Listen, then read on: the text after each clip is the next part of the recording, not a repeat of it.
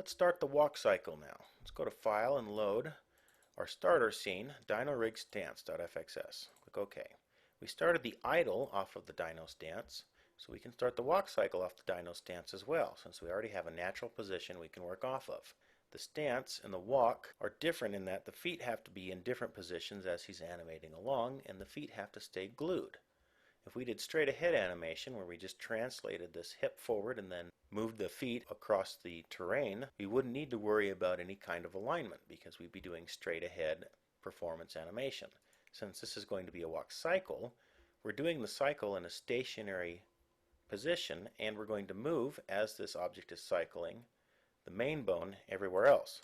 So we need to create a guide that lets us align how the feet are moving when they're in contact with the ground. Go into Setup and turn on all items, and let's create a cube procedural. Let's go to this procedural here and set the cube to be edges. The X resolution is at 1, Y is at 1, and Z is at 4. This is going to represent a distance that the feet will walk, and we align our guide to that distance. Let's drop this down so we can still see it. It's a squashed cube. We'll be able to see the guide from the left side. We can actually move this down so that the bottom of the cube is aligned with the floor. And the Z radius is going to be the length of our stride. We don't know what that is until we start setting keyframes. So back into Animate. Right mouse click and lock the cube for now. Turn on our groups again so that we're filtering our groups. And if you've started a brand new launch of Messiah, if you've booted up Messiah, make sure that your dope sheet is set. Don't pick something inside the hierarchy first. Set to the Dyno Body Keys group. That way you can set keyframes. Now for purposes later on in these tutorials, I'm going to make this walk cycle start the mirror of the stance and the idle. Your coordinate system needs to be set to parent. Coordsys needs to be set to parent or turned off to make this function correctly, or you're going to get different results than I will. Let's set the length of the walk. We're going to move this back leg here, and you can see that it breaks because we moved it beyond the position it's supposed to be in, but because of our positioning of the foot bone right in the middle of the foot, we can pick him back up and put him right on the tip of his toes, where he's pushing off in this walk cycle. Move the right foot forward till it breaks and then back it off a little bit. This is going to be his maximum movement. So the distance between the front and the back legs is the stride length. We're still on frame 0, setting our key poses, and because we've switched the feet, we need to switch the hips to the other stance. The feet have this angle moving off to the right, so the hips need to be opposite and aim to the left, which means we have to change the S curve on the tail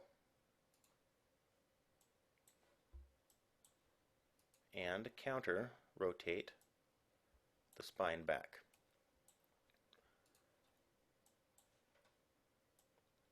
Let's bank the knees so they look correct, so that they're lined up with the feet. And everything looks okay on the body side.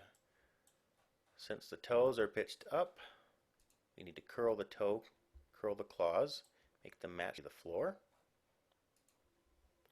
Using pitch, and use the arrow keys to move up and down the hierarchy. Okay, this looks good. Frame 0 needs to get copied to frame 32, and here's why it's 32 frames long. This walk cycle isn't 30 or 24, it's 32 frames long, which makes even divisibles, so half of this walk cycle will be frame 16, passing positions be frame 8 and 24, and everything else can be in-betweens in even numbers. This works really well on 30 frames per second or 24 frames per second, depending on if you're in film or in video. Let's go back to frame 0, type in enter, create a key at frame 32. This is our stride. Now, turn on all items again so that we can pick our cube, and let's move this cube to the front. Tap the A key to center the selection, and make sure this cube is lined up with the very back of the joint. Make sure it's lined up with the very back of the bone. Zoom out with the wheel mouse And the next subdivision on this cube, we have 4 of them. Underneath the procedural block, adjust the Z radius until that next subdivision matches up with the back of the back foot bone. This is your stride on frame 32. Copy that to frame 0. So he's going to take a walk. He's going to switch on frame 16, which means this is going to move another unit of subdivision. And on frame 32, he's going to wind up at the end of this. So this is the first subdivision, which isn't a very long walk. And here is the second subdivision. So zoom in and make sure the front of the procedure is lined up with the back of the bone, and the subdivision is lined up with the back of the bone. From here we have a perfectly linear transition. If he's walking constantly, this is how far he's going to move as he's doing his walk. From here we can use this as a guide to get the walk cycle to look correct and align the feet to the subdivisions so that they stay glued to the ground as he's walking in his animation when we move the main bone around. The cube's already red locked. Let's turn on the Dyno Body Keys filter again so we only see our keyable frames, and continue on with our animation. Let's set the other key pose on frame 16, which is the opposite. And we don't have to match up exactly now that we can align this to our subdivided procedural. So we just move this back here. Pitch it down.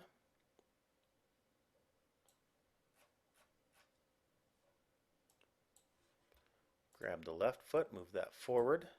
Just the A key to center the selection. Move that to the other subdivision. Make sure it's aligned. And flatten him off.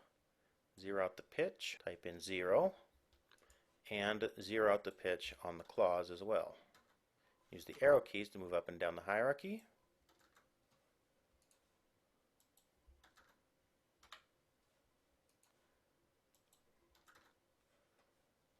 Okay, let's go to the back one and bend the toes up so that they match.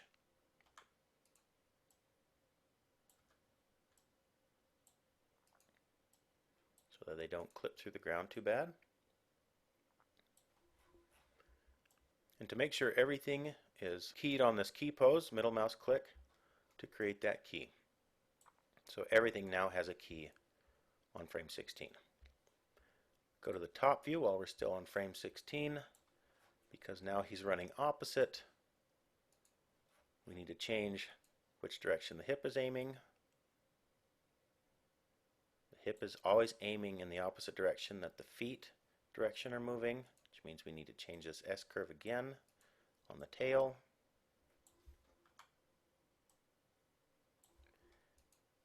And counter rotate the spine back. The head, being an independent operator, doesn't have to move. It can stay centered.